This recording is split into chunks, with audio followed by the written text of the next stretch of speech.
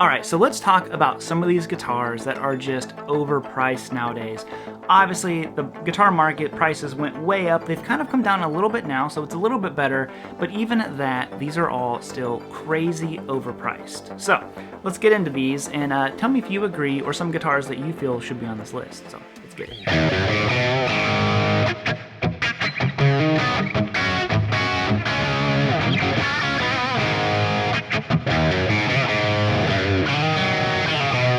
Okay, so the first guitars I would like to talk about would be 70s guitars. Now, this is a 1979 Gibson Les Paul KM and a 1979 Fender Strat that I happened to get at really good deals. Now, I did want to hop in here and thank the sponsor of today's video, possibly you. You sponsored the video by subscribing.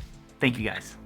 And this particular one, my KM, I got 9-10 years ago at this point, and it is a fantastic guitar for what I paid for it.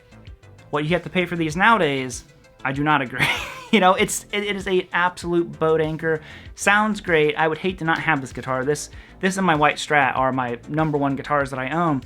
But still, you know, I can look at this with bias of owning it and be like, no way, man. I would not pay. These are literally triple the price of what I paid for mine. And I'm just like, man, you know, before when you got these, they were cheaper than a new Les Paul, and you got something super vibey, had that 70s kind of like nostalgic vibe to it and all that stuff, and you're like, cool, I got a vintage guitar, it was exciting. Now, they are so expensive, and there are so many just kind of like dogs in the 70s guitar world that you really got to hunt to find a good one, and the prices have just skyrocketed. So I'm going to say 70s guitars are just way overpriced at this point.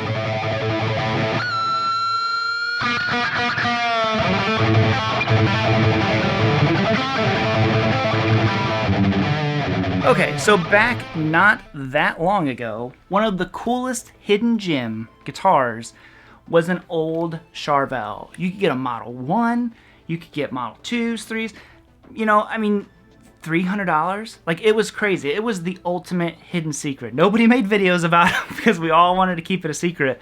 And I found one the other day at Guitar Center, and I picked it up, and it was used, and it was a Model 1. I'm like, oh, you know, I've always kind of wanted a Model 1. And I look at it, and I flip over the tag, and it's $1,300. I'm like, for a Model 1 Charel? I'm like, this is crazy. And I was like, there's no way. I look on Reverb. Some are still like $700-800, which even that I think is a little much. But you know, to each of their own with those. But there were multiple Model 1s, well over $1,000. I'm like, I cannot believe that these old Charels, as cool as they are, I mean, it caught me off guard. I couldn't believe it. That's what gave me think of this whole video. This is a kind of a hodgepodge of guitars. It is a Model 1 neck with a, I can never remember. I know there's a lot of really Charel people on here. What is the body? Is this a 3DR or a Predator? I can't totally remember. But it's basically a bunch of 80s Charel parts. I've had this guitar for a long time, but I can't believe it. You know, that these old Charels, as great as they are, I mean, these are made in Japan guitars, so don't get me wrong, these are great, but man, I can't believe, maybe buy them up. Maybe if you can find them for cheap, buy them up, because apparently they're just going through the roof. So old Charels, I don't know, I think you're overpriced.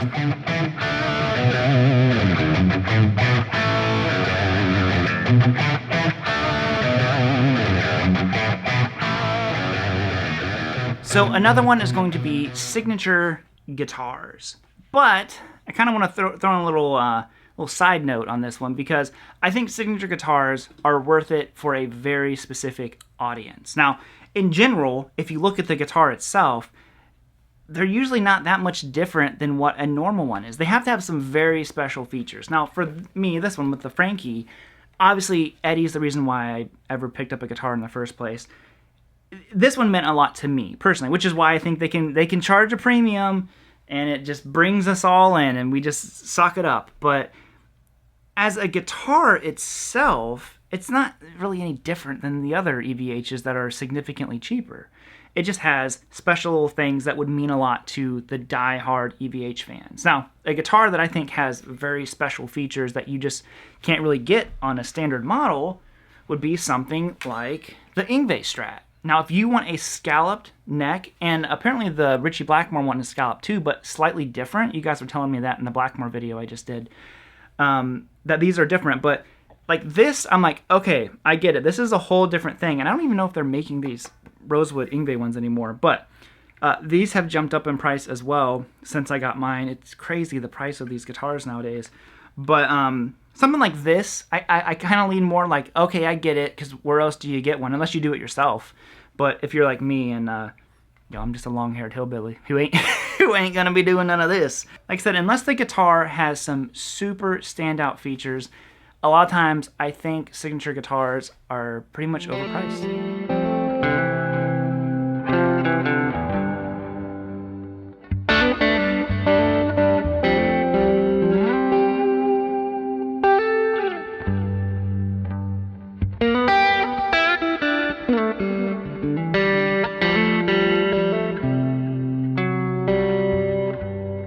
Okay, so the final one here is a guitar that can be absolutely not worth it and 110% worth it, depending on how lucky you get. So that would be vintage guitars. Now, this is my absolute prized possession of guitars I own. I dreamed of owning a 63 Strat for many, many years, so I hold this particular guitar very near and dear to my heart. I actually got to hear the whole story of this one. I've done videos about the guitar from Jim, the owner who got it when he was 15, and it is the definition of a dream guitar. Now, this is a player, so the body has been repainted, which severely tanks the price of what it's worth, and this is a replaced pickguard, but the pickups are all original. We've got original 63 pots in here, 3-way selector switch, everything else is there. So that knocks the price of this thing way down. I got mine back in 2018, I think, 2019, and it was when the prices were relatively low. And what's happened now, this guitar, a refinished one of these, is literally triple, probably more than triple what I paid for it. I haven't looked at the prices in a little bit, but last time I looked, it was triple what I paid for this. And like I said, I think if you can get this stuff at the right price, and if you're okay, like myself, with it just being a player, I don't need it to be all straight, all original, anything like that. I'm not here to collect it. I just wanted to play it because so many of my heroes played 63 Strat. I mean, Keith Scott played a 63 Strat. Dan Huff thought he played a 63 Strat. Turns out his is a 64, so I don't know, my whole life's been a lie. But there's so much lineage with the 63 Strat throughout the years of rock and roll and guitar. So vintage ones, not always, but sometimes can be worth it. And there you guys have it. So I'd be really curious to know what you think about this list. Do you agree with me? Do you disagree? I welcome all comments. All I ever ask is, just be respectful. And more importantly, be respectful to each other in the comment section. We've got such a good community here. There's no reason to be nasty with each other. And I don't know. I'd be curious to know what you guys think. I know some of you probably thought I was going to say something like Gibson in general. And there's another video I want to make about it. And it's just like, Gibsons are expensive and they're probably overpriced, but Gibsons do maintain value. So do Fenders, more than a lot of other brands. So I don't know, maybe there's something else to make there. I'd be curious to see what you guys think about that as well. But other than that, I think I'm going to bounce on out of here, guys.